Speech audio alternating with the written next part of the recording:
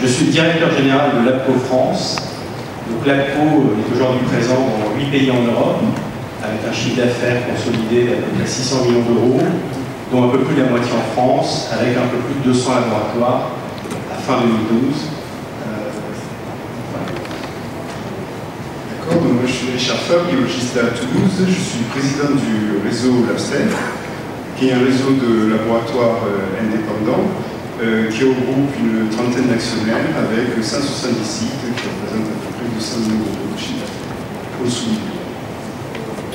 Bonjour, Thierry Boucher, je représente BPR, Biologie, Perspective et Réalité, qui regroupe 15 grosses structures nationales sur la France, un chiffre d'affaires de 100 millions d'euros.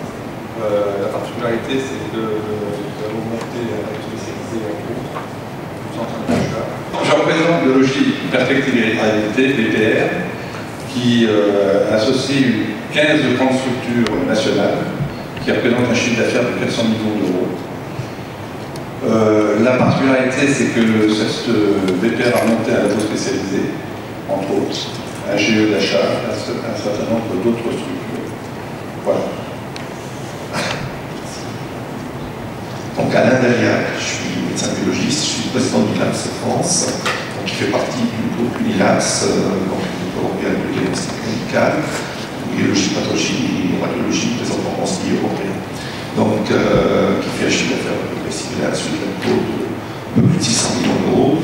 Et en France, un peu moins du tiers de ce chiffre d'affaires réalisé en France avec une centaine de laboratoires et dans une trentaine de régions. En particulier en France, c'est qu'on fait et aussi bien la biologie que la pathologie. Alors, le petit dernier arrivé, moi c'est François Cornu, j'exerce à Lorient, je suis président d'un syndicat d'une fédération de biologistes, le SBDPL, plus communément appelé les Bretons. Nous couvrons 4 régions sanitaires du Grand Ouest, Bretagne, Pays de Loire, Centre, Poitou-Charentes. Nous regroupons 350 laboratoires, je parle ici, et le chiffre d'affaires est non déterminé. Voilà, donc je pense que je ne vais pas revenir sur le contexte de votre profession et de l'évolution de la profession. Je pense que ça a été déjà... Vous m'entendez? Et donc, je vais rentrer tout de suite dans le sujet, à savoir donc les nouvelles modèles d'organisation de gestion. Là, nous avons une panoplie d'intervenants qui ont différents modèles et je vais leur demander de présenter leurs solutions pour s'adapter face aux changements imposés non seulement par la loi qui va être votée, mais au-delà de ça, par l'évolution de la profession. Donc comment ils s'adaptent, comment ils gèrent leurs ressources, qu'elles soient humaines et en général de ressources peut-être diverses et variées vers de nouveaux métiers, qui ne sont pas des métiers forcément à proprement parler de biologistes, mais des métiers d'informaticiens, peut-être de gestionnaire des flux et des transports. Donc, est-ce que vous pouvez nous présenter votre groupement? Donc, comme je l'ai dit, l'APS France fait partie du LAPS en Europe. C'est le plus ancien groupe européen et le plus ancien groupe français. Puisqu'en Europe, on a plus de 26 ans d'existence, et en France, plus de 11 ans d'existence. Donc, en Europe, effectivement, ça prouve une chose que l'exercice de la biologie médicale est très variable, différent d'un pays à l'autre. Et malgré cette variabilité de l'exercice, on trouve quand même des constances qu'on retrouve dans tous les pays. C'est des actes très analytiques, post-analytiques, avec cette accréditation ISO 1580. Donc, si on regarde bien par rapport à la France, on dirait il y a la Belgique qui s'approche beaucoup en son modèle de la France, mais aussi le Portugal. Le Portugal, c'est des biologistes et médicaux qui dirigent des laboratoires de formation aux médecins biologistes. Mais même ce pays qui est très très proche de la France, eh ben, il y a aussi des différences importantes dans l'exercice, puisque un directeur de laboratoire a le droit d'ouvrir jusqu'à 6 sites préanalytiques, 6 sites de prélèvement, et un président de la société a le droit de renouveler jusqu'à 8 sites. Donc, voilà. Donc effectivement, autant de pays européens, autant de différences d'exercice. Dans les pays nordiques, en Scandinavie, ce sont surtout des appels d'offres, des grosses montées, et donc du coup, il y a 3 gros groupes qui se partagent, enfin, qui répondent à ces appels d'offres. En Angleterre, c'est plutôt un système de santé publique. En Espagne, c'est plutôt les mutuelles. Donc, je veux dire, c'est vraiment très, très différent. Mais on trouve toujours une constante. Le médecin ou le pharmacien biologiste médical ou un médecin, en tout cas spécialisé en microbiologie ou pathologie, qui est aux commandes, même s'il y a d'autres biologistes qui ne sont pas médicaux qui travaillent dans les laboratoires. Donc après, c'est les quotas qui sont différents par rapport à la France. Voilà. Je ne sais pas si vous voulez... Non, mais c'est pour le moment, vous présentez sur votre... Oui, donc par rapport à la France, donc l'INAPS en France existe depuis 11 ans, ce que j'ai dit. On a commencé par des acquisitions, que ce soit en ouverture des laboratoires en Bourgogne, en Normandie et Paris, et aujourd'hui on est présent dans une seule région. On a développé la pathologie à côté de la biologie, parce qu'on pense qu'il y a beaucoup de similitudes et d'exercices, puis même si il y a une grosse différence dans la technique humaine, mais quand même beaucoup de similitudes dans la pré-analytique et post-analytique, et en tout cas dans les process, et tout ce qui accompagne les process de production en général. Voilà. Pour les biologistes, jeunes biologistes. Oui, après on parlera, si vous voulez, des jeunes biologistes et du problème de l'intégration. En fait, vous êtes soumis à une double intégration. Intégration au niveau du métier et intégration au niveau de l'intégration des jeunes biologistes. On parlera, si vous voulez bien, tout à l'heure des jeunes biologistes. Est-ce que vous pouvez nous présenter un petit peu votre tour? Notre syndicat, c'est d'abord une fédération, même s'il porte le nom de syndicat. Il a cette particularité qu'il est sur un territoire géographique relativement limité, même si c'est 4 régions sanitaires. Il regroupe 500 biologistes qui travaillent les uns à côté des autres, qui se connaissent depuis longtemps, puisque le syndicat a fêté récemment ses 32 ans. Construit sur la base de services, c'était des groupements d'achat, c'était de la formation. Petit à petit, on a évolué vers une professionnalisation de ces services et avec quand même en arrière-pensée la possibilité un jour d'évoluer dans le mode d'exercice. Alors, il y a 2 ans, nous avons décidé de créer une SAS avec un objet social élargi qui permette demain, et j'espère que ça va être très bientôt maintenant, la création d'un groupe intégré est capable d'offrir tous les services qu'aujourd'hui n'importe quel réseau constitué, structuré peut proposer. Donc, ce que nous avons construit en premier, c'est une centrale d'achat. Elle a 18 mois d'exercice. Cette année, elle clôture avec un volume d'achat qui dépasse 23 millions d'euros hors taxe, ce qui nous place quand même parmi les tout premiers donneurs d'ordre. Et elle grossit de jour en jour. Et un peu plus récemment, nous avons initié un projet donc, de structuration des laboratoires basé sur la création d'une holding de tête où tous les biologistes, au travers de leur LBM souhaitant adhérer au projet, rentreraient comme actionnaires, comme co-actionnaires et en étant contre-biologistes.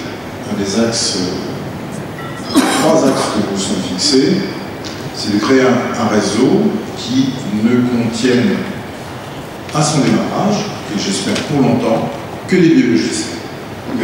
Donc, en tant que président du réseau Labster, donc on est créé depuis aussi à peu près 2008. Voilà, nous, on a un concept un petit peu différent, c'est-à-dire qu'on a aussi une visibilité, enfin on souhaite avoir une visibilité nationale, mais on s'appuie sur des champions régionaux.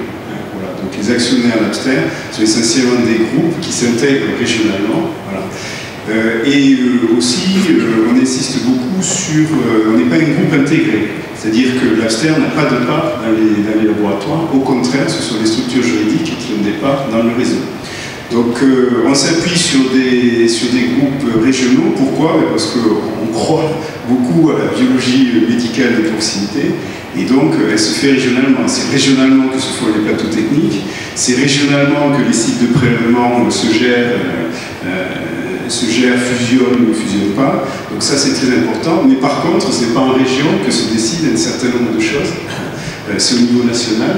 Et donc, ces champions régionaux ont besoin, je dirais, d'un groupe, on va dire d'une enseigne, puisque le but de l'Abster, en fait, c'est ça, c'est d'être une enseigne, ont besoin d'une enseigne qui leur représente à tous les niveaux des futurs décideurs de la biologie, que ce soit peut-être demain les mutuelles, que ce soit la Sécu, que ce soit les groupes de cliniques, les groupes de maisons de retraite, etc., les fournisseurs, donc tout un tas de donneurs d'ordre, on va dire, qui sont, eux, nationaux.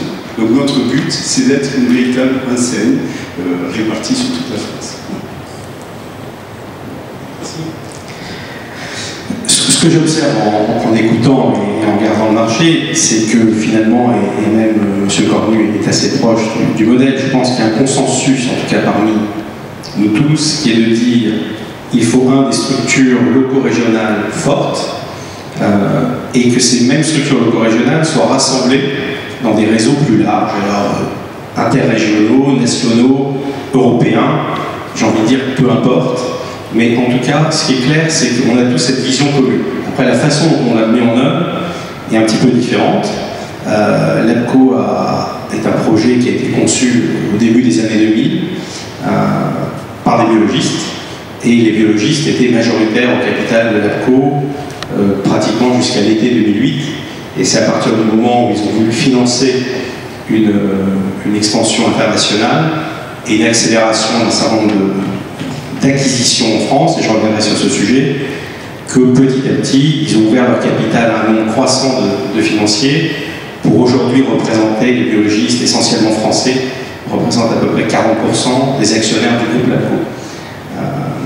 Maintenant, je dirais finalement la grande différence entre peut-être notre réseau et tous ceux qui ont parlé avant moi, à la différence d'Alain Daliac, c'est que finalement on résout d'entrée la problématique du capital et la réalisation du capital, parce qu'il y a des structures dans lesquelles on a une multiplicité de biologistes associés qui n'ont pas tous les mêmes âges, les mêmes besoins, les mêmes projets personnels ou professionnels pour certains. Et finalement, en résolvant la problématique du capital d'entrée, on l'écarte.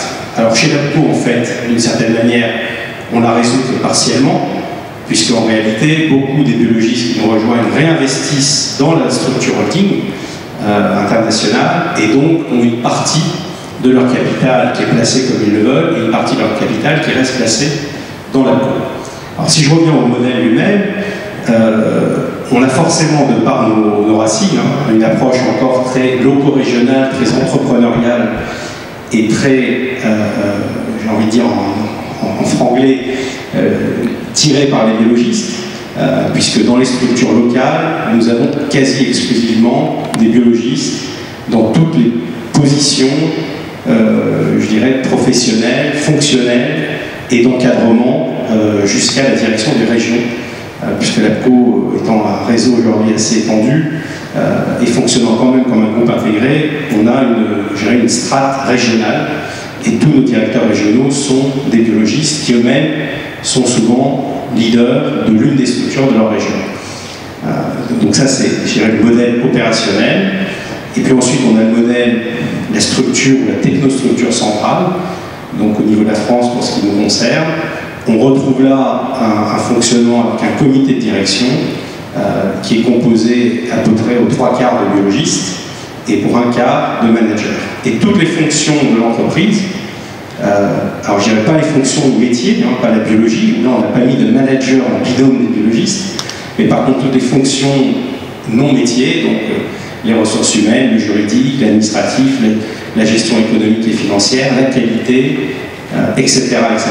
Toutes ces fonctions travaillent en binôme avec en général un manager professionnel et un biologiste. Donc ça c'est vraiment notre modèle et qui est un peu la poursuite de notre patrimoine génétique de départ.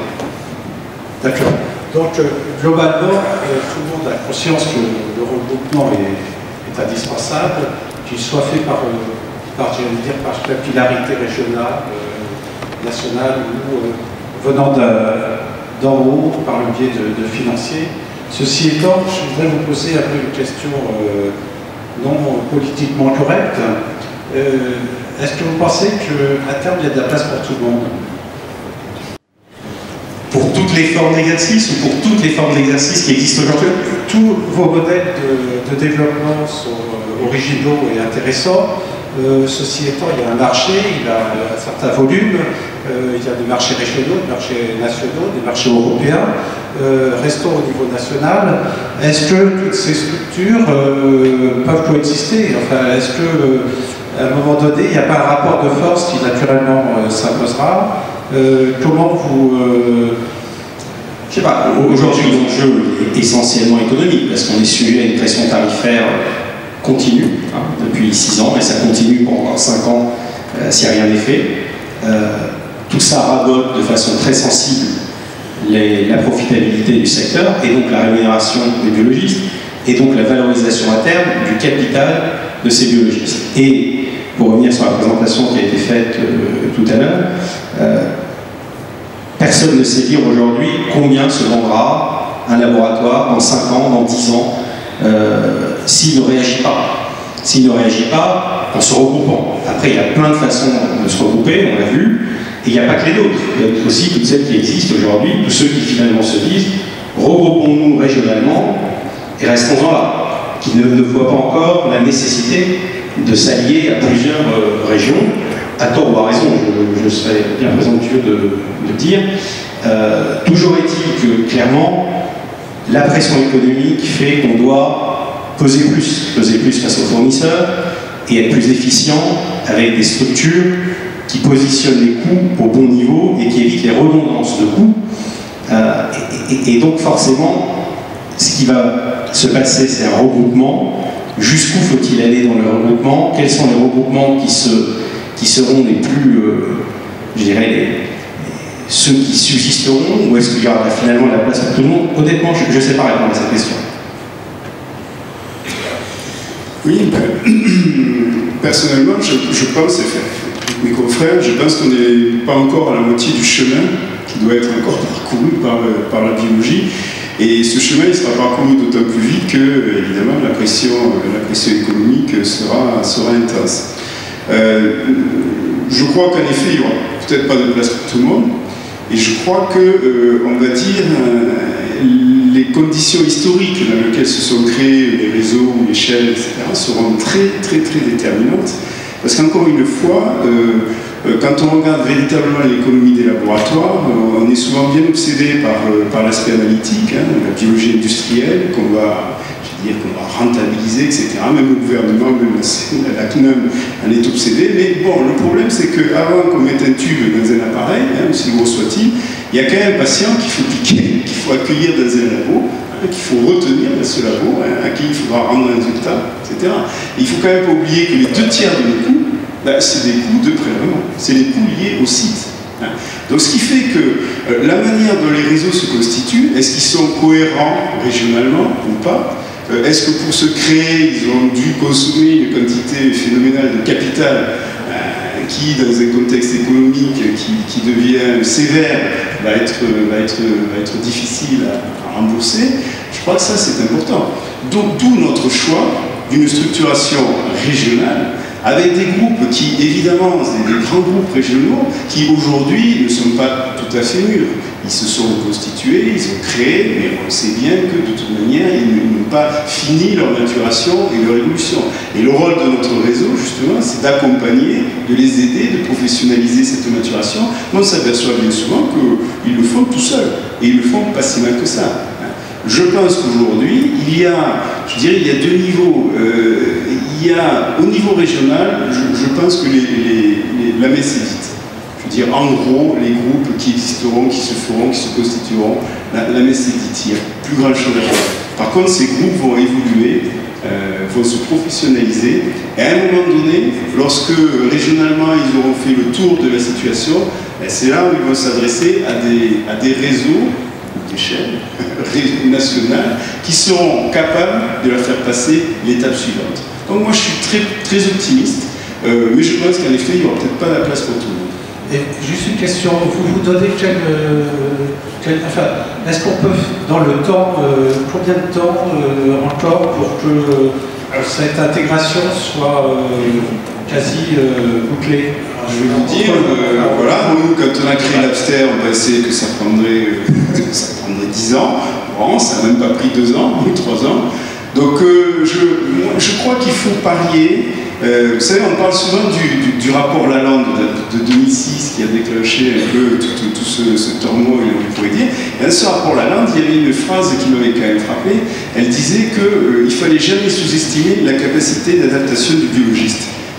Et le biologiste s'adapte de façon formidable. Et je crois justement, et c'est un petit peu ce qui nous différencie, on va dire, avec les réseaux financiers, moi je crois à la capacité d'adaptation du biologiste. Je ne pense pas qu'il ait besoin, je dirais, d'un financier pour lui apprendre à gérer son laboratoire. Il peut le faire.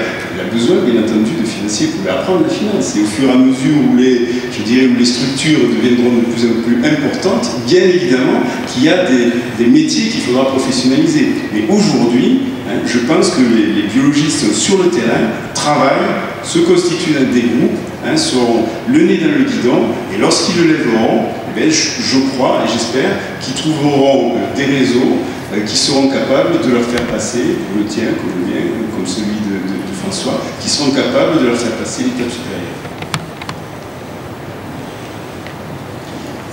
En fait, pour répondre à votre question, il faut analyser 3, je dirais, mots-clés qui vont impacter l'évolution du marché.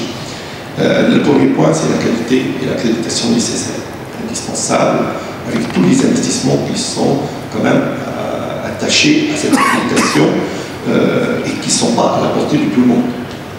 Deuxième point, c'est la pression économique qui va forcément engendrer une politique de maîtrise des coûts. Ça, on ne peut pas faire autrement. Donc, pareil, ça va aussi peser sur pas mal de laboratoires. Troisièmement, c'est le maillage territorial, ce qu'on appelle la proximité. Donc, comment maintenir une proximité pour le maillage territorial avec des services aux patients, aux prescripteurs, en maîtrisant les coûts et en ayant l'accréditation et tous les investissements qui vont avec. Et je crois que là-dessus, à mon sens, les modèles peuvent être différents, mais il est clair qu'il y a une nécessité de développement. Est-ce que c'est sous forme de réseau? Est-ce que c'est sous forme de groupes nationaux, internationaux ou régionaux? Je crois que c'est ça, et c'est ça à l'horizon des prochaines années. L'accréditation, je crois, au Sénat est prévue à 50% pour 2016 et à 100% en 2020.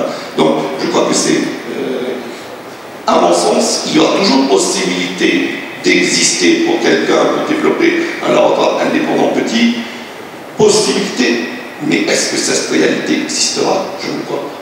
Voilà. Ça pose la question, mais avant on va terminer le tour de table, l'intégration notamment des jeunes. Je ne vais faire que compléter, puisque tout ce qui est dit sont des évidences, personne ne les contestera, les objectifs d'accréditation, cette notion de proximité qui a tendance à être mise en cause. Moi je dirais que derrière, ce qui nous anime, c'est une question qui est fondamentale et qui s'adresse d'abord aux biologistes en exercice. Je ne veux pas exclure ceux qui sont sortants, mais disons que leur problématique est différente. Je m'adresse aux biologistes en exercice et ceux qui vont entrer en exercice. La question de fond, c'est souhaite-t-on être l'entrepreneur de son exercice et donc en tirer les profits ou la jouissance, ou souhaite-t-on confier cet entrepreneuriat à un tiers, en l'occurrence un opérateur? Donc derrière, moi j'ai la réponse à la question, mais je ne me permettrai pas de dénoncer ou de critiquer tel ou tel modèle. Je crois qu'au fond, un marché mature lorsqu'il offre une certaine diversité, un marché univoque, tôt ou tard, est voué à une certaine un risque de disparition ou de confrontation de réalités négatives, et qu'au fond, peut-être qu'il est encore trop tôt pour dire si un modèle plutôt qu'un autre subsistera ou prendra le pas sur les autres. Le monopole, je crois peu ou pas. Je crois beaucoup à la territorialité, au maillage. Alors c'est vrai que je ne vous ai pas annoncé des perspectives nationales en première intention. Pourquoi? Parce que nos 450 biologistes se connaissent. On est les uns à côté des autres. On se voit régulièrement, on se forme ensemble, on se distrait ensemble. Et donc, on a des choses à partager. On va d'abord construire quelque chose qui quand même couvre un territoire non négligeable, et puis après, on verra ce qui est possible. Mais avec un objectif essentiel, c'est de conserver la jouissance de notre outil de travail. Donc, tous ces regroupements visent donc une réduction, c'est même le but des coûts, une concentration, donc une diminution du nombre de postes éventuellement disponibles pour les jeunes biologistes. Donc, je voudrais vous interroger là-dessus parce que je voudrais savoir un peu quelle est votre politique en matière de recrutement de jeunes biologistes. Je voulais savoir aussi quelles étaient les professions, ce que je vous disais à propos de binaire, quelles sont les professions qui éventuellement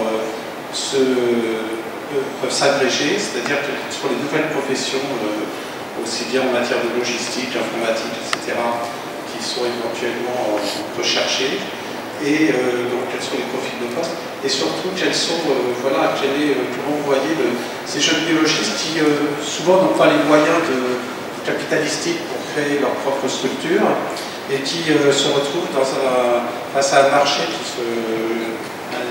d'offres de l'emploi qui se resserre. Donc, quelle est votre politique de recrutement? Je pense. Nous, en fait, les groupes nationaux, Novecia Lacto et Unilabs, on a créé ce qu'on appelle l'association pour la biologie médicale, qui œuvre pour la profession. Et cette association, ainsi que les membres de cette association, ont signé la charte des SJBN, c'est-à-dire du syndicat de jeunes biologistes et médicaux, quant à l'accueil et l'intégration des nouveaux biologistes. Donc, qui dit signer, ça ne veut pas dire signer un papier, c'est s'engager sur ce qui est lié dans la charte, à l'appliquer et aller au-delà de cette charte. Donc, nous, on offre aux biologistes, jeunes biologistes qui sortent souvent sans moyen d'investissement, ou en tout cas avec peu d'investissement, une opportunité de carrière attractive dans un environnement optimal de fonctionnement. C'est-à-dire en créant ces gros plateaux techniques spécialisés, on peut accueillir des jeunes biologistes qui se spécialisent en microbiologie, qui se spécialisent en immunologie, en biochimie, en hématologie, comme des jeunes biologistes qui veulent faire de la polyvalence et des prélèvements ou dans des centres de proximité. Donc ça c'est la première chose. Deuxièmement, on leur permet, on fait des formations régulières parce que ce regroupement et ces réseaux créent de nouvelles fonctions, de nouveaux métiers. Les métiers d'ingénieur qualité, les métiers d'ingénieur informatique, les métiers de finance, administratif, social et autres.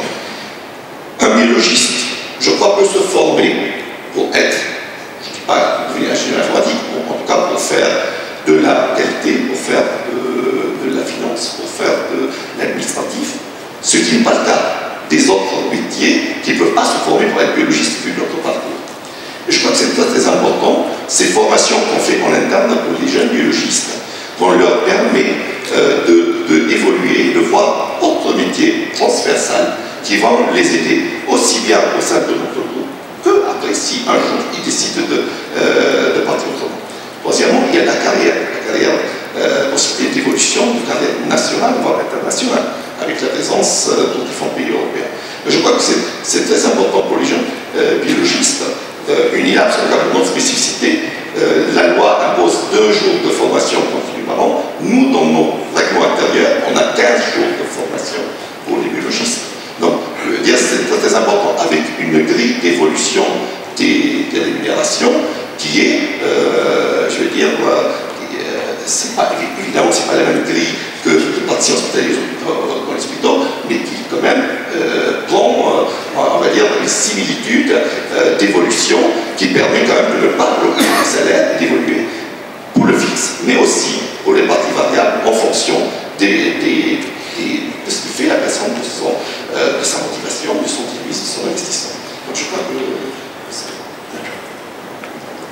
donner un sondage qui a été fait auprès des jeunes biologistes. 3% des jeunes biologistes veulent être salariés, ou TNS une part. Voilà, c'est quand même un sondage édifiant qui montre que les jeunes biologistes aujourd'hui veulent rentrer dans les structures, s'impliquer dans les structures financièrement et effectivement en fonction des différents que tu viens de citer, mais que l'investissement personnel est aussi très important pour eux et financier. Il faut quand même rappeler que la plupart des biologistes ont commencé en achetant des parts de labo, en achetant des SCP, en empruntant et en payant avec leurs revenus leur emprunt. Tout le monde n'est pas parti avec une cagnotte au départ. Donc aujourd'hui la problématique, c'est qu'effectivement devant le prix que les financiers ont atteint pour acheter des laboratoires, les jeunes biologistes se sont trouvés totalement exclus. On ne peut pas acheter aujourd'hui des labos à 200 à 220% et pouvoir les rembourser sur la rentabilité du laboratoire. Donc, effectivement, nous avons une méthode totalement différente, c'est que les jeunes biologistes rentrent dans nos structures à des prix normaux, c'est-à-dire à des prix qui existaient il y a quelques années, c'est-à-dire entre 100 et 120%. Les vieux qui partent acceptent ces prix, et les jeunes qui arrivent peuvent acheter, emprunter, rembourser leur emprunt et s'investir d'une autre manière. Chacun a son système, mais voilà en tout cas notre philosophie. Dans notre structure, nous n'avons aucun TNS à une part. Il y a 6 mois, 1 an de mise à l'épreuve, et au bout d'1 an, il y a ou une augmentation de capital ou le départ du biologiste. Aujourd'hui, dans notre structure, il y a eu 6 départs de biologistes qui ont été remplacés par 6 jeunes. Voilà. Et qui arrivent à rembourser leur emprunt parce qu'ils n'ont pas emprunté des sommes qui sont irremboursables. Donc vous voulez dire qu'aujourd'hui, des jeunes peuvent investir et créer... Bien sûr, ça ne pose aucun problème. Le problème du jeune aujourd'hui, c'est que si vous vendez des parts à 220%, c'est même pas la peine. Aucun banquier ne peut faire de l'argent, et de toute façon, même si vous prêtez de l'argent, il ne serait pas capable de rembourser. Ou alors il faudrait qu'il emprunte sur 30 ans. Comment vous réussissez ce tour de force quand même? Pardon? Comment vous réussissez ce tour de force Non, c'est-à-dire qu'il faut quand même avoir un peu de décence, c'est tout. Les biobiologistes sont quand même, je l'ai dit l'année dernière, ceux qu'on en profitait le plus, qu'on baignait quand même dans une biologie effectivement qui donnait des revenus considérables, et que la moindre des décences, c'est quand on part, et quand on a fait rentrer des jeunes, c'est quand même de laisser à ces jeunes l'espoir de pouvoir continuer un certain temps. Donc la déontologie est plus forte que le... Oui, mais ça existe. Attendez, contrairement à ce que vous pensez, ça existe quand même. Il n'y a pas que des gens qui ne pensent qu'à vendre leur laboratoire le plus cher possible et à laisser tomber. Il y a des cas où on voit effectivement des laboratoires qui font rentrer des jeunes en leur promettant monts et merveilles et qui vendent à des financiers en plantant ces jeunes. Bon, c'est un concept, c'est pas le but. Voilà. Mais je ne critique pas les financiers. Les financiers, quand ils achètent parce qu'il y a un vendeur. Voilà. Donc il n'y a rien à reprocher à l'acheteur. L'acheteur, il propose, le vendeur dispose. Voilà.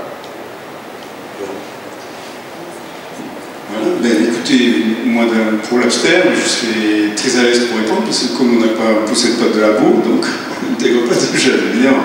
Ce sont les actionnaires l'Abster qui les intègrent, hein, donc qui sont des biologistes indépendants, bien évidemment. Et je suis tout à fait la réflexion de Thierry.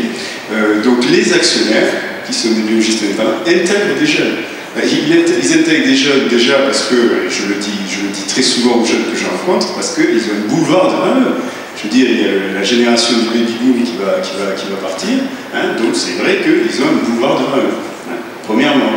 Deuxièmement, ils s'intègrent en réalité, parce que si on se rappelle la diapositive qu'a montré Luc Fialtou tout à l'heure, on s'aperçoit que vous avez au sommet les labos qui se vendent à 250%, mais c'est des labos qui se vendent en croissance externe, donc essentiellement à des financiers ou à des biologistes financiers. Puis ensuite, vous voyez, hein, quand on descend, hein, lorsqu'on se vend entre associés, on se vend moins cher, 100%. Et puis lorsqu'on vend à un jeune, lorsqu'on vend à un jeune directeur adjoint, ça tombe à 90, et lorsqu'on vend, ça tombe à 80. C'est-à-dire qu'il est quand même évident que quand vous avez travaillé 2 ans, 3 ans, 4 ans, 5 ans avec un jeune biologiste qui a été salarié, qui était peut-être en effet avec un nombre de parts très très faible, qui a contribué à créer de la valeur, vous allez bien évidemment pas lui vendre, à contribuer à créer votre valeur, vous n'allez pas lui vendre les parts de 100%. Hein. Donc c'est simplement, je veux dire, c'est même pas l'effet de la déontologie, comment dirais-je, d'une certaine naïveté ou générosité, c'est simplement, c'est normal, c'est comme ça que ça se fait. Pas de souci à se faire, si ce n'est qu'il y a quand même une disparition, un nombre de labos qui disparaissent chaque année, qui est assez impressionnant. Donc, je ne sais pas si vous faites la part. C'est pas les labos qui disparaissent. L'agriculture française, il y a à ça, il y a déjà, premièrement, c'est pas les labos qui disparaissent. Les labos, on va dire, c'est pas les sites qui disparaissent, hein, pour l'instant en tous les cas. C'est les structures qui se regroupent. Hein. Donc on dit qu'aujourd'hui il n'y a plus que 1800 labos, en fait il y a quand même toujours 3700 sites. Ça c'est le premier point. Et le deuxième point que je dirais aux jeunes, c'est que bon, il faut aussi avoir quand même une certaine patience. Hein. C'est qu'on n'arrive pas en sortant de la fac, et puis on n'investit pas comme ça dans un labo. Il faut quand même une certaine patience. Oui, je crois déjà il y a des aspects démographiques évidents. D'abord, premier élément de correction apporté pour les sens de Richard, il ne se ferme pas de site, ou exceptionnellement, puisqu'on n'a pas le droit d'en ouvrir. Un site, dans 99% des cas, c'est du bon chiffre d'affaires. Donc qui que ce soit, biologiste sur un petit LBM de 3 sites, gros réseau avec des financiers, pas des financiers, des étrangers ou pas, tout le monde garde son accès au chiffre d'affaires. Donc les sites physiques ne ferment quasiment pas. Et quand vous en voyez fermer, la plupart du temps, ils sont repositionnés ailleurs, dans des endroits où ils auront une viabilité économique supérieure. Deuxième élément démographique, les promotions d'interne aujourd'hui sont de moitié inférieures à ce qu'elles étaient dans la génération, dans les forces vives de la biologie actuelle. Donc aujourd'hui, il n'y a pas de problème d'accès à l'emploi dans le secteur privé. Par contre, les possibilités ont changé. Elles ont changé parce qu'avant, il y avait un modèle unique qui était soit d'être adjoint salarié à vie, soit de devenir associé à plus ou moins bon compte, puisque tout ce qui a été décrit ici comme facilité ou difficulté d'accès au capital a toujours existé, puisqu'on est là dans des appréciations personnelles des biologistes qui historiquement détiennent le capital. Est-ce qu'ils veulent le vendre cher, pas cher? Alors aujourd'hui, ils peuvent le vendre pas seulement à des biologistes, mais à des tiers, mais le choix du prix auquel ils le vendent reste quand même leur décision. Et il a de tout temps existé localement, on connaît tous des exemples notoires, des structures qui ont tout fait pour permettre à des jeunes qui n'avaient pas forcément de moyens financiers importants d'accéder progressivement à la détention du capital à bon compte. Alors bien évidemment, dans les structures financières, on ne propose pas ça, puisqu'on a déjà résolu le problème du capital. Donc ce qu'on propose, nous, c'est plutôt des carrières.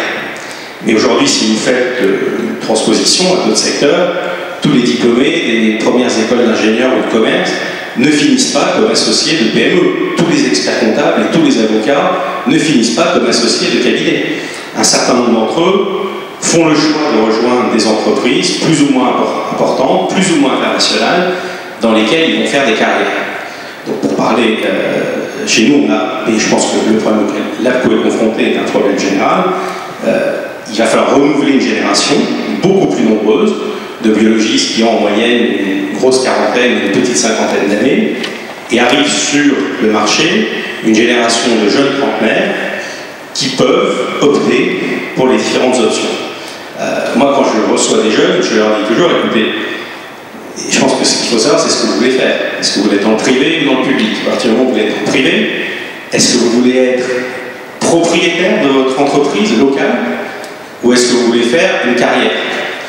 Est-ce que vous avez les moyens d'être propriétaire? Si vous avez peu de moyens, il faut que vous trouviez un effet d'aubaine quelque part. Ça ne sera pas forcément au cœur de Paris ou de Nice, ça sera peut-être en allant dans une petite bourgade de province. Et c'est aussi ce qu'ont fait leurs aînés avant eux. Ils ont accepté d'aller dans des endroits ouverts des laboratoires. Donc, je pense que les jeunes ont un peu perdu de vue aussi cette réalité qu'ont traversé les générations qui aujourd'hui exploitent les laboratoires. Donc vous pouvez faire ça. Vous pouvez peut-être tomber sur une structure du type de celle que décrit Thierry, en plein Paris, qui vous propose des possibilités d'association à bon compte. Donc si vous y arrivez, avec un peu de capital, un banquier qui vous aide, vous pouvez y parvenir. Ou bien vous pouvez rentrer tout de suite dans des structures comme les nôtres. On ne va rien vous demander d'investir. On va vous donner tout de suite une rémunération dont vous jouirez à plein effet. Et vous aurez tous les mécanismes connus des entreprises, c'est-à-dire une rémunération qui va progresser au fur et à mesure que vous allez progresser vous-même dans l'entreprise, dans les responsabilités que vous allez avoir, et qui à un moment donné va vous déboucher sur ce qu'on appelle les stock options, ou ces choses-là. Et clairement, chez Labco, il y a des programmes qui sont en train de se mettre en place pour donner l'accès au capital de Labco aux jeunes qui rentrent au fur et à mesure que eux-mêmes progressent. On a aujourd'hui des jeunes de 30 ans, de moins de 35 ans, qui dirigent chez nous des laboratoires de plusieurs millions d'euros de chiffre d'affaires dans différents endroits en France et qui très vite vont atteindre des rémunérations qui sont très au-dessus de la moyenne affichée dans les classements les plus connus sur les rémunérations. Donc il y a ces possibilités, c'est ce que j'appelle du salariat de luxe. Ils ne sont pas vraiment salariés, qu'ils soient TNS ou pas, peu importe. Ça reste des managers de biologie qui ont des possibilités de développement sans avoir à contribuer au capital. C'est la différence.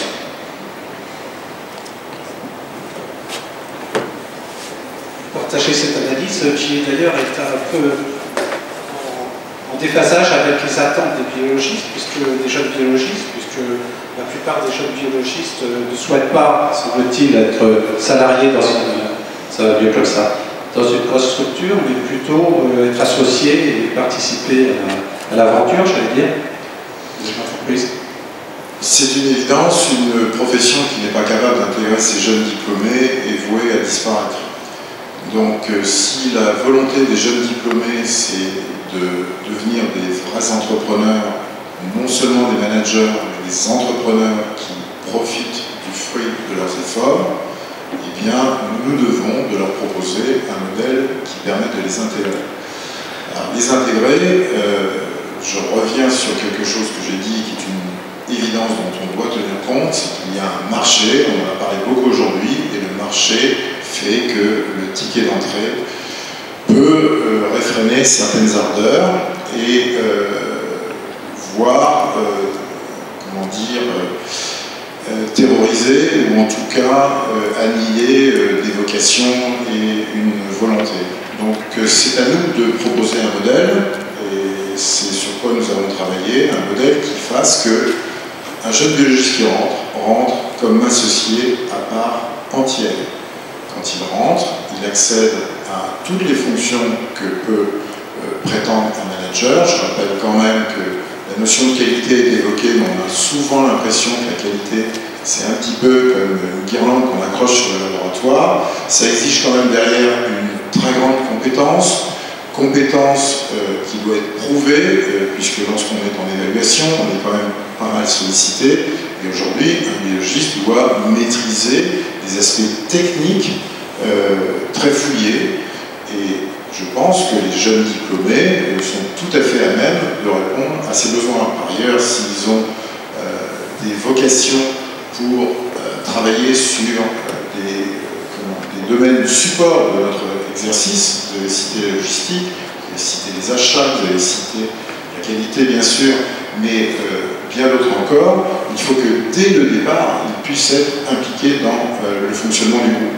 Je vous rappelle quand même que les entreprises font appel à des managers et c'est pendant la période de 30 à 45 ans, 50 ans qu'ils vont pouvoir exploiter au maximum leur implication et leur motivation. Et cette motivation, nous pensons qu'elle ne peut venir que si le jeune biologiste rentre en tant qu'associé à part entière. Et c'est-à-dire, c'est ni un salariat, ni un TNS supraminoritaire. Donc c'est soit en tant qu'associé, soit, si je comprends bien, avec un bon salaire. Un très bon salaire, comment on fait pour attirer des jeunes qui veulent plutôt être associés, comment on fait pour les attirer vers le salariat? Je voudrais répondre, pas compléter déjà que répondre à votre question. Tout à l'heure, on a dit que ce sont les financiers, ou pas les opérateurs financiers qui ont fait grimper les prix.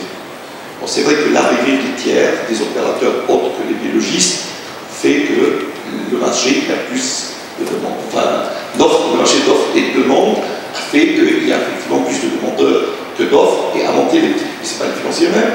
Et quand on regarde tout à l'heure dans une présentation qui a eu lieu juste avant la table ronde, on a parlé que dans le Nord, le prix moyen était de 98%, dont à Paris 130 et quelques, et dans le reste c'est à 11%. Donc c'est pas très loin, de 80 à 120, pour parler des autres. Et je vais ajouter une chose importante, que dans le Nord, c'est là où il y a le fief de la plupart des groupes, puisque que ce soit l'APCO, que ce soit Novesia, que ce soit Unilab, que ça ne sert pas, sont très présents, tous ces groupes régionaux, présents dans le Nord, très peu de laboratoires indépendants tout seuls, on est à 98% du Nord, et je voudrais intervenir tout de suite, parce que vous ne pouvez pas dire des choses comme ça. Unilab, ça a acheté 3 labos autour, c'est plus... On va vous laisser, on va vous donner un micro. Ce sont des statistiques globales. Est-ce que vous pouvez parler dans le micro? Oui, monsieur, statistiques globales. Dans les statistiques, il y a effectivement des fourchettes basses et des fourchettes hautes. Et nous, on a acheté avec des fourchettes basses au-dessus de 70% et on a acheté avec des fourchettes hautes au-dessus de certaines limites. Mais ça n'empêche que la moyenne, c'est toujours la moyenne statistique. Et il est clair que à Paris, où il y a très peu de groupes, en tout cas opérateurs financiers, on a le prix le plus élevé moyen, donc 134%. Donc, je veux dire, cessons de parler de ça. Il y a la loi de l'offre et de la demande, et après, les gens sont aussi libres de vendre ou de ne pas vendre. Voilà. Ça, c'est... Je voulais simplement dire que la statistique qu'on a vue ne concernait que l'Interfimo et a bien précisé qu'il ne concernait pas les groupes financiers. Voilà, c'est quand même, donc on ne peut pas prendre cette référence comme référence globale. D'accord. Sur le salariat, qu'est-ce qui fait que le salariat ou pas salariat? Pour motiver vers le salariat, comment vous faites pour capter les jeunes? Le sondage qui a eu lieu, je ne mets pas en doute de 3% qui ont été donnés. Ceci dit, nous, on a un grand nombre de jeunes biologistes qui nous ont rejoints et qu'on a beaucoup de demandes de jeunes biologistes qui rejoignent. Pourquoi? Pour plusieurs raisons.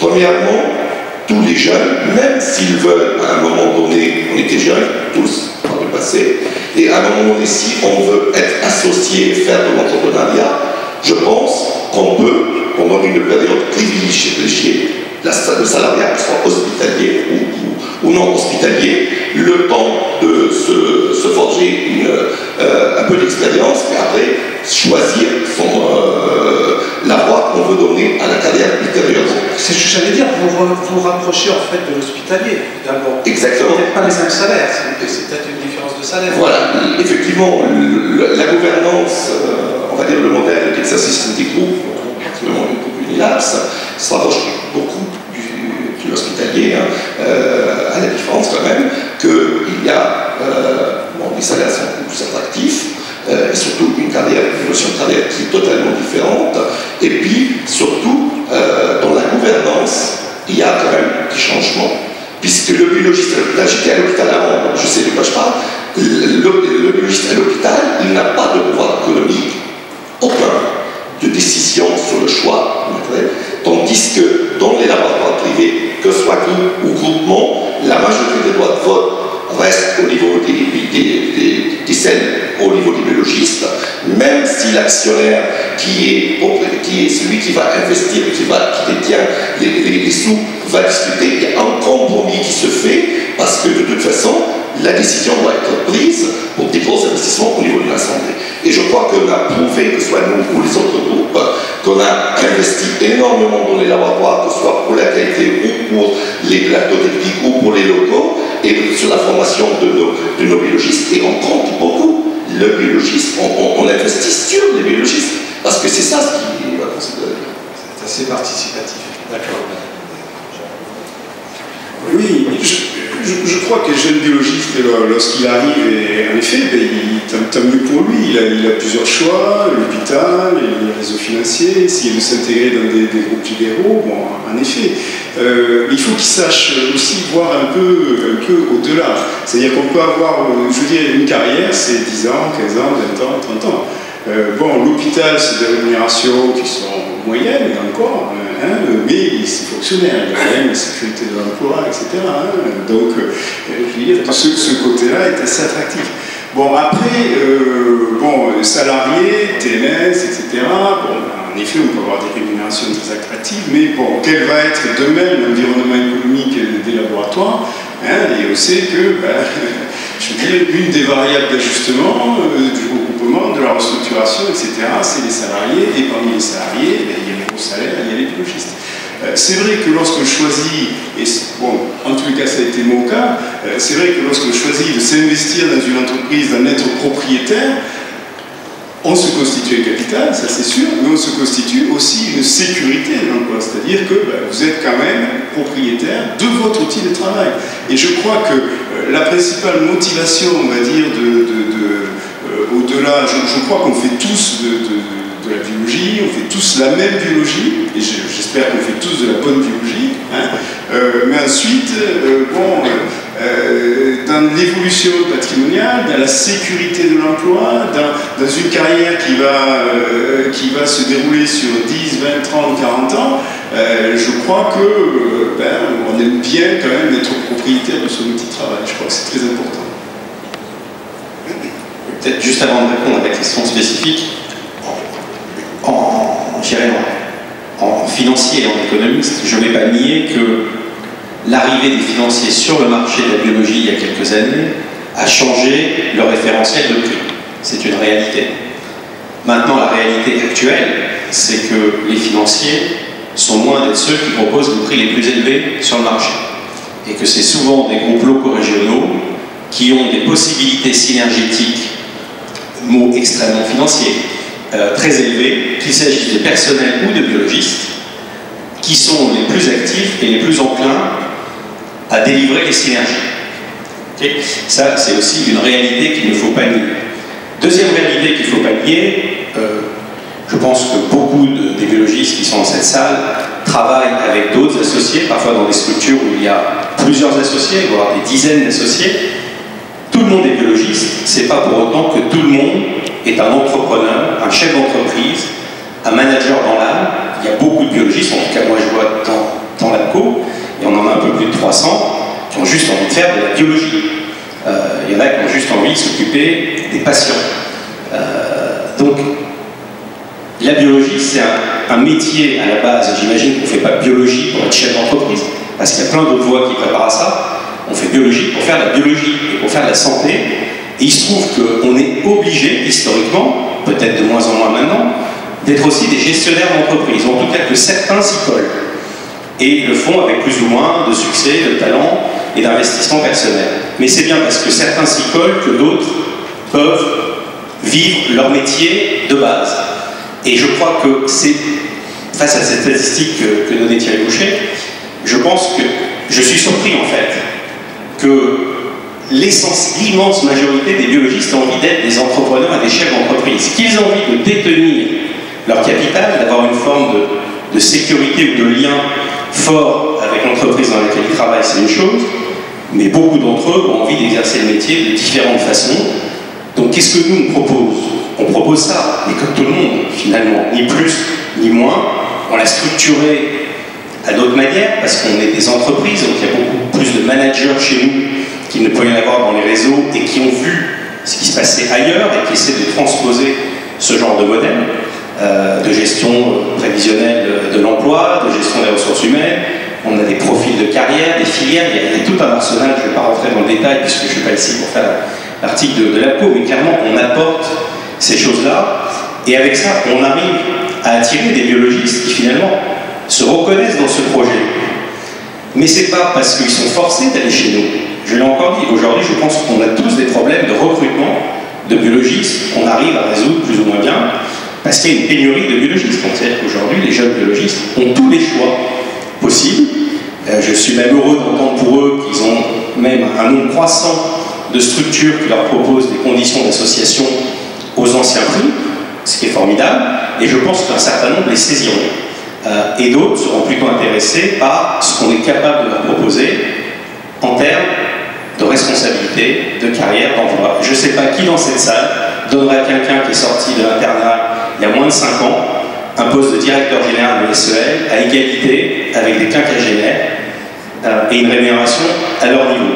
Voilà. Mais évidemment, on n'a pas proposé ça à tous les jeunes trentenaires qui sont rentrés dans la cour. Et il y a ce type de possibilités, et il y a aujourd'hui chez nous, je pense qu'il attire les jeunes biologistes dans nos réseaux, c'est qu'il y a une génération qui est aux manettes, qui a plutôt une 50aine d'années, et que pour les jeunes trentenaires, ça veut dire que dans 5-10 ans, en moyenne, c'est eux qui seront aux manettes de ces laboratoires, et ces laboratoires seront des gros laboratoires. Et donc je pense que ceux d'entre eux qui voient ça comme projet professionnel, peut-être même qui déboucheraient sur une association ailleurs par la suite, sont attirés par ça, par cette expérience. Moi, je témoigne pour ce que je vois tous les jours, par exemple en Alsace, dans le Bas-Rhin, pour le dire. Tous les biologistes qui ont été engagés par les groupes ont été engagés comme pot de fleurs à regarder tourner une centrifugeuse. Alors voilà, c'est ça la réalité du jeune biologiste, il faut le dire aussi. Ensuite, après, intégrer des jeunes biologistes, je trouve ça très très bien. Ok, si vous le faites, c'est parfait. Bon, ce que je dirais aussi, c'est que moi, par exemple, quand on a démarré il y a 30 ans un laboratoire, on a été obligé d'investir, on a été obligé de s'endetter, on a été obligé de travailler. Bon, c'est leur lot aujourd'hui aussi aux biologistes, les jeunes. Il faut aussi qu'ils s'investissent dans ce qu'ils veulent faire un jour.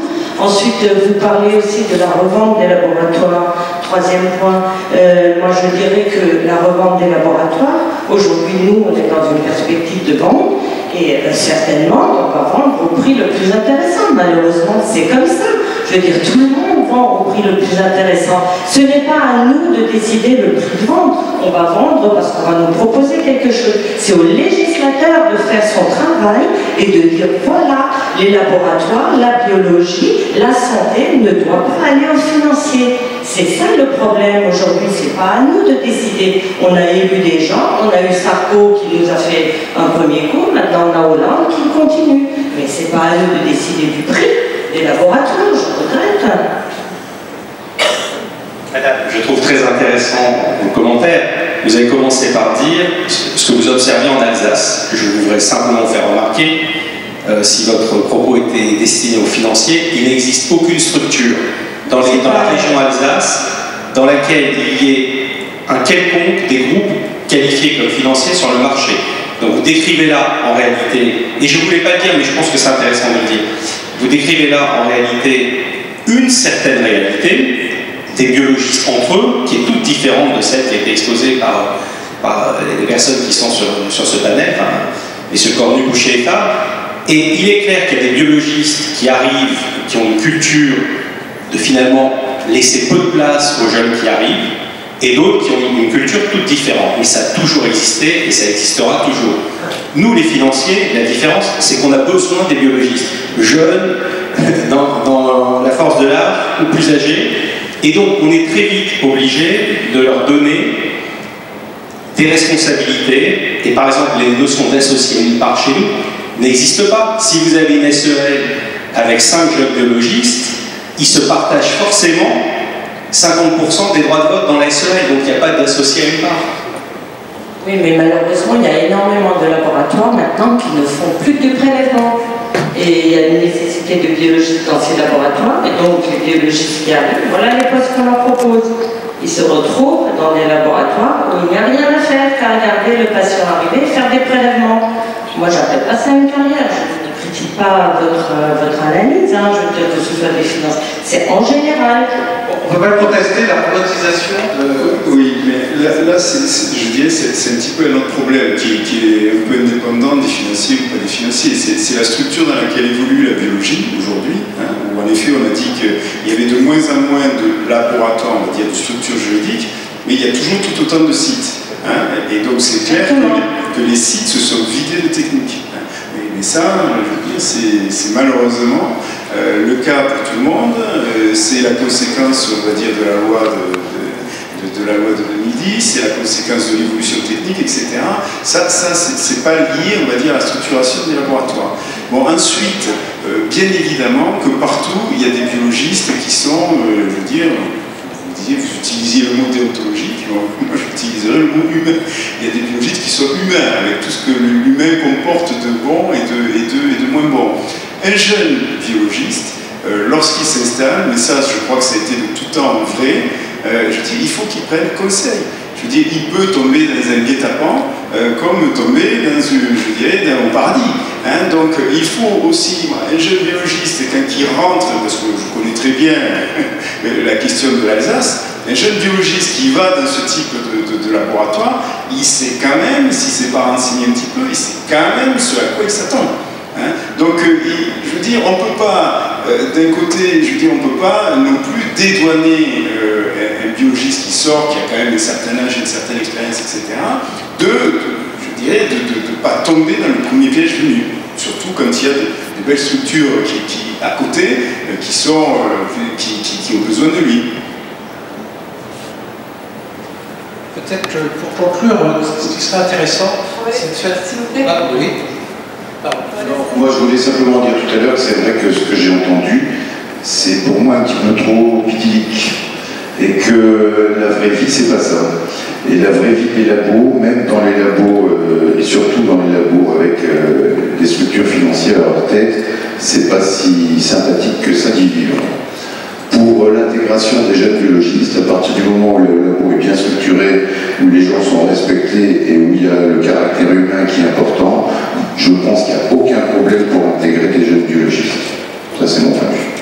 Et je voulais dire un petit mot, simplement parce que j'aimerais avoir une explication, pourquoi dans des journaux de grande écoute, on a des articles qui crachent ou qui crachouillent sur la profession et qui sont cautionnés par une CAPS et la PCO, comme on a vu dans le Figaro il y a 15 jours. Le problème de la presse, c'est toujours le même, c'est les journalistes qui font mal leur métier. Mais je pense, oui, je sais pas. Ça fait partie du métier, ça. Donc, pour être clair, les journalistes sont libres de leurs propos et de leurs écrits. Hein. Ils interviewent et ils retranscrivent ce qu'ils ont envie de retranscrire et ce qu'ils ont compris. Nous, il y a un point sur lequel on est intransigeant, c'est le point de la qualité. Voilà. Alors, je veux dire, pour la qualité, on dirait que les biologistes français ne savent pas faire de la qualité. On fait de la qualité depuis des années, des décennies, et il n'y a aucun problème pour que les labos qui sont dignes de ce monde soient accrédités d'ici 2016. Il n'y a pas, sauf un problème de taille et de financement, mais la qualité propre du biologiste, c'est qu'il fait de la biologie. Il ne vend pas de la biologie, il en fait. Donc il aime son métier, il fait de la qualité. Donc sortir des articles, alors c'est vrai que c'est le journalisme, ils font ce qu'ils veulent, ils racontent ce qu'ils veulent, et on a du mal quelquefois à maîtriser ce qu'ils disent, mais c'est quand même dommageable qu'à chaque fois, c'est cautionné par des financiers. Ça n'a pas été cautionné par des réseaux, vous voyez ici. Je pense que les financiers n'ont rien cautionné, ils ont dit deux choses. Ils ont dit cette problématique de l'accréditation, c'est pas nous qui l'avons inventée. Elle a été décidée par les instances gouvernementales à la suite du rapport IGAS. C'est pas les financiers qui ont écrit le rapport de l'IGAS. C'est même pas eux qui l'ont commandé. Le rapport de l'IGAS est sorti, il a fait un certain nombre de constats et de recommandations qui ont débouché sur la commission Valrot, qui a débouché sur la réforme actuelle. Ensuite, tout ce qu'ont dit les financiers, c'est simplement si la qualité était un problème et que la façon de le résoudre était l'accréditation, et l'accréditation à 100% avec un horizon de temps, alors on peut discuter s'il est le bon ou pas le bon, mais si la réponse était ça, il ne faut pas perdre de vue l'accréditation à 100%. C'est la seule chose que les financiers regroupés au sein de l'association pour le progrès de la biologie médicale disent. Rien d'autre. L'accréditation à 100%, moi je suis d'accord, mais pas forcément insister pour le fait que ce soit en 2016. Non mais... On a un petit peu de temps. Il y a des structures qui vont avoir plus de mal, c'est vrai. Les derniers qui ont été votés au Sénat aujourd'hui, c'est 2016 50%, 2018 70% et 2020 90%. Voilà, ce que je voulais dire simplement, c'est que tous les groupes financiers sont avant. Que ce soit Unilab, Labco, Novecia. C'est important de faire passer des articles dans les journaux. Voilà. Point. Je vais parler juste de... Je voudrais contester, on n'est pas... Aujourd'hui, non. Je voudrais parler de l'ordonnance de minutes, j'ai des nouvelles du Sénat. Donc, interdiction des TNS une part, pure, pour éviter la subordination des biologistes. Les biologistes vont devoir détenir directement ou indirectement un pourcentage minimal du capital de la selle qui sera défini par décret. Deuxième point très important, on revient en condition de détention du capital. Une selle ne pourra plus détenir que 49,9 d'une deuxième selle. Voilà, les nouvelles du Sénat. Je vous rappelle que ça repart à l'Assemblée nationale. Donc oui, la navette, c'est pas encore voté, mais simplement, bon, c'est une indication intéressante. Je ne sais pas, je pense qu'il faut peut-être conclure. Pour aller rapidement, éventuellement 2 mots sur le vote du Sénat, mais surtout, je voudrais vraiment, de manière très brève, à horizon de 10 ans. En deux mots, comment vous voyez votre profession? Pour 99% ou 100% des... Pourquoi 99%? 100% des labos seront accrédités. Ok. Quelle est la... Comment vous voyez la structure? Comment ce sera structuré votre secteur d'activité? En deux mots. Dans 10 ans, à part le groupe, je ne vois pas qui restera. Plus sérieusement, je pense que c'est assez difficile d'anticiper. Là, on a parlé de navette entre le Sénat qui retoque quelque chose qui faisait l'objet d'un consensus au niveau du Sénat, et on en est qu'à l'étape Sénat. Après, il y aura l'Assemblée, après, il y aura la commission mixte paritaire. Donc, bon, je pense qu'on a été quand même bien ballotté depuis maintenant la parution de l'ordonnance pour attendre définitivement ce qu'il en sortira, et derrière les décrets et arrêtés qui viendront compléter l'ordonnance. Moi, je voudrais revenir quand même sur le sujet qui était les biologistes. C'est clair que plusieurs modèles sont proposés, à défaut de dire s'opposent. Lequel persistera? Il est évident que demain, la biologie ne pourra plus rester totalement naïve, indépendante de ce qu'est la finance, et parce que voilà, il y a des contraintes, et que ces contraintes, elles s'appliquent à tout le monde, y compris aux biologistes qui ont le souhait d'exercer au titre d'entrepreneur. Bon, je voudrais simplement rebondir sur ce qui a été dit. Notre perspective, nous, notre vision du groupe, elle est la suivante. Un jeune qui va rentrer à part entière. Un jeune qui rentre, il a l'expérience de son internat à l'hôpital. Souvent, c'est très compartimenté.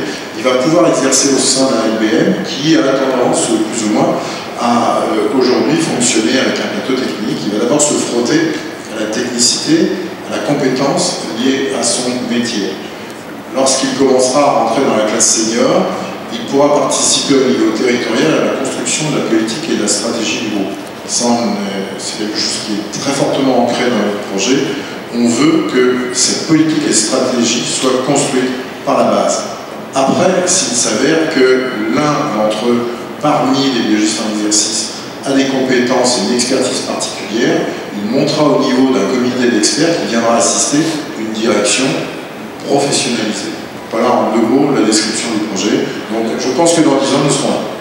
J'en suis certain. En deux mots, ça va être difficile, mais ceci dit, pour clôturer, je crois que Richard a dit qu'on n'est même pas à 50% de la mutation de notre profession aujourd'hui. Dans 10 ans, probablement, ça sera plutôt proche des 100% que de 50% aujourd'hui. Donc le visage de la biologie sera complètement différent. Probablement, il y aura plus des groupes, pour ne pas dire uniquement des groupes ou des groupements, en tout cas des réseaux, quel que soit le modèle qu'on a présenté aujourd'hui. Et je crois effectivement ce modèle sera orienté autour des laboratoires de proximité, autour de gros plateaux techniques hyper qualifiés, hyper équipés. Voilà, grosso modo. Juste un mot, si vous pouviez prendre un exemple avec un autre pays européen, on se orientera vers un modèle à l'allemande. C'est-à-dire, effectivement, les exemples européens ne manquent pas, hein, puisque l'Allemagne, c'en est un exemple très concret. Étienne pourrait parler mieux que moi, puisqu'ils sont présents en Allemagne.